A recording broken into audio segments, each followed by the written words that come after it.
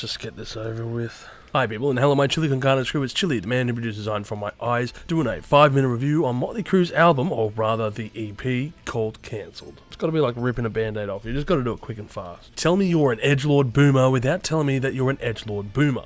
Seriously, what is the purpose of Motley Crue in this day and age? Are they to serve as the other band to warn you of what excessive drug use can do to a band? I don't want to limp Alice in Chains with this EP, but it had to be done. Anyway, let's talk about this one before the comment section turns extremely toxic.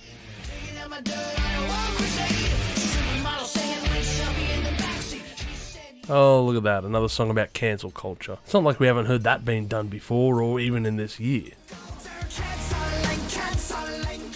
You know, I get the strong feeling that Motley Crue are just wishing they could get swept up in the cancel culture wars, because it would actually bring them the attention that they crave. These aging rock stars may have been the reasons that you locked up your daughter back in the day, but I know people who would refer to these guys as Motley Who. To be cancelled means that someone must do something usually extremely contentious to gain the attention of those woke mobs, as they call them, but these guys are trying to put themselves in those crosshairs and expect free publicity to come rolling on in. And yes, while I'll agree that the cancel culture has become, well, mundane and watered down to the extent that it is a joke, as everyone wants to cancel everything for whatever reason these days, but trust me when I say no one is cancelling Motley Crue, except for the band themselves, who have cancelled numerous tours in the past. So, I don't know, it just seems a very odd statement that you're talking about cancel culture when you are the ones who are cancelling yourselves. This band was a massive group in the 80s, and in fact the last big hit they had was that one on a boat. I love you so much.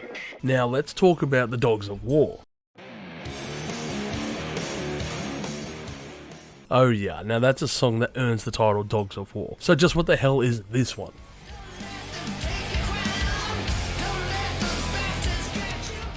Jesus, I knew Vince Neil had problems, but not even in post-production can they make him sound great. His voice sounds so stifled on here, and the spectrum he sings in is so small that it leaves me scratching my head as to just why the band wants to continue pushing shit uphill.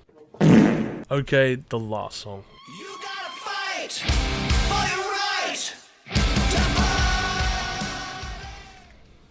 For fuck's sake, really? Really?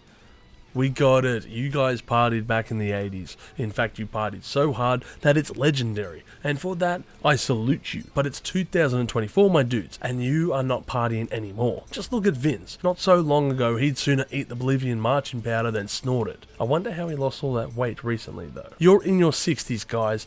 Let's not take a classic song and erode its message. We can read your autobiographies if we want to hear how hard you guys partied back in the day, but choosing this song as an ode to what you once did is not a subtle nod. You know, I find it funny that a band like Motley Crue is calling out cancel culture at the end of the day, because I don't think they ever face being cancelled in their lives. The only people cancelling the Crue are the Crue themselves, with lackluster performances as of late, and of course by a band that is clearly not in shape to tour, and accusations that even Nikki Sixx's bass guitar has never been plugged in during live performances, instead relying on backing tracks to get the job done. And this leads me to my next question. Just who the hell is playing bass on this album?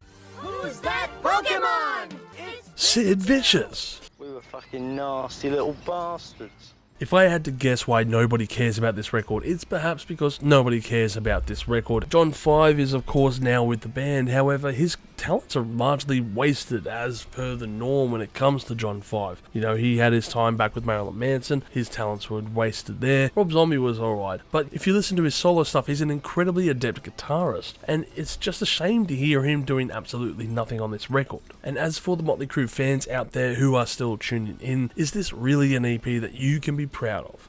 Can you say with all honesty that this rocks and it holds a candle to the likes of Shout at the Devil? I wouldn't go as far as calling this a train wreck record, but it feels so close to it. This is the EP no one asked for, and no one gives a shit about. In fact, it's a half-assed measure by the band, who hasn't put out a new album in nearly 20 years, and they only have 2 new tracks for the fans. Now, if you look over the band's sordid history, you can see that for the last 30 years, it's been one long downhill slide. Now, I say let sleeping dogs lie, and let's keep the memory of Motley Crue as it is best remembered, for kick-ass tunes back in the 80s, and not these aging rock stars who can barely perform as they currently stand. Overall, I'm going to give this album a score of 500,000 chilies on the spicy scale, with no redeeming tracks in my opinion. Look, if there are any Motley Crue fans who love this EP and have stuck it through up until now, then I congratulate you. And keep in mind, music is subjective, but also, I think it is fair to admit this is not their finest hour. And if you say it is the best they've sounded in years, then you are measuring from a very, very low bar. Anyway, go and listen to it because it's only 12 minutes long in the end. But I would say that there are better things that you could do in 12 minutes, such as listen to this review again. If you've enjoyed this content, make sure to smash that like button, subscribe to us, and stay notified for future music related content because it keeps our manager happy at the end of the day. We are also on Discord, Instagram, Facebook, and all those other social platforms if you want to check us out. As always, people, you have a great day and stay spicy.